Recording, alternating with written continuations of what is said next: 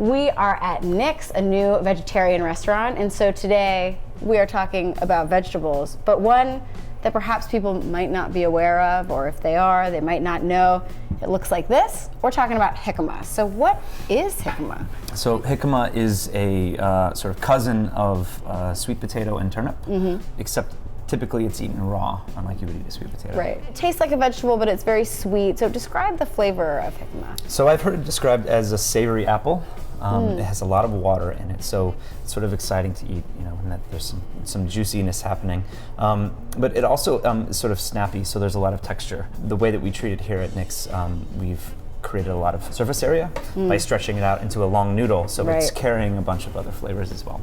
And so obviously, as a chef, there's so many ways you can approach it. You have jicama on a number of dishes on the menu here. How versatile is it? Because it's something that can really take on a lot of flavors. Right, so we serve it raw as a salad, as you see here, and we're also serving it sort of wok fried, where we put a quick sear on it, and it takes char very well. What are the ways that you sort of start to prep the jicama? Right, so the easy thing is to just peel it first, right? Usually use a knife rather than a peeler because the skin is a little bit on the thicker side.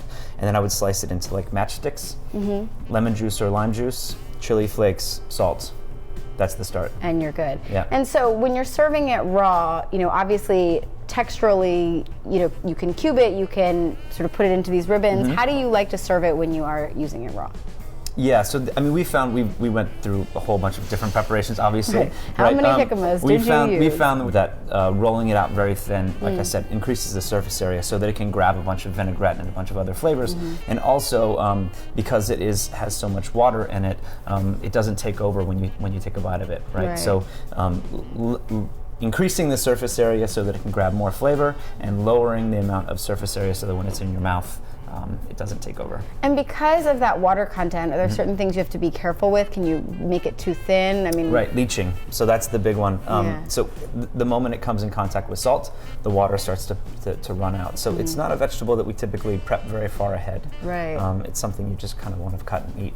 Right, so if you're putting it in a salad, it should kind of be the last thing that you put in. Yeah. And if you cube it or you put it into little sticks like people often see, will it last longer? Much longer, yeah. A couple of hours, I would say, as long as you keep it cold. But still don't But the moment it gets salt, it starts losing water. That's it. And so let's talk about cooking jicama, because I think for a lot of people that's an unusual preparation. How have you found cooking with jicama, and what's your advice on that? Right, so almost all vegetables actually, it's sort of universal except for a few. This one, if you braise it and if you cook it for a long time, it kind of falls apart and it turns to mush, right? So what we're interested in is using very high heat.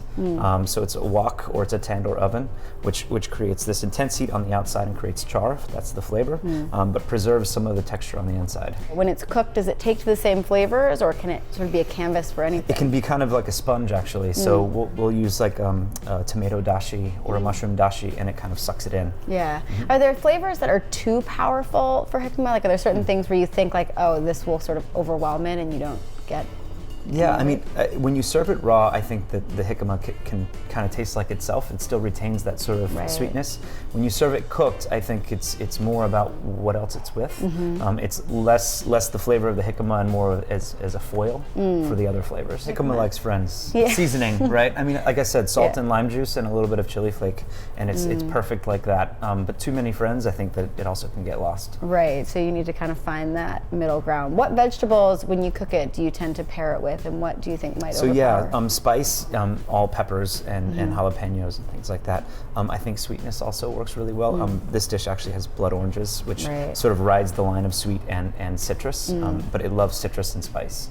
And so what about, if you wanted to serve it as a main, are there other heartier vegetables that would work with it, or does it kind of get I think lost? you'd want to probably do some kind of celebration of roots. I don't know if I'd want to eat just a jicama for dinner. Right. As much as I love vegetables, just jicama for dinner feels a little bit that's your limit. A little bit like a peasant. Or like, here we are with this jicama. And people who haven't seen it before, traditionally, where would you find jicama? What types of cuisines, and sort of where do you hope to see it showing up now as it gains popularity? Right. I mean, I think that sort of Latin America and all through Central America, South America, they sort of made it famous. You're seeing it now a lot in Asian cuisine. I would like to see it as the full tuber in the grocery store as opposed to the peeled gross one. I know. I think that's kind of the first thing I'd like to see, but Yeah, I think it works well with a lot of different cuisines, but it's also so versatile. So it's sort of like a snack at lunch, and then it could be a component at dinner. Right. Give jicama a chance, basically. Wonderful. Start the campaign. Yeah, exactly. I'm on a jicama campaign.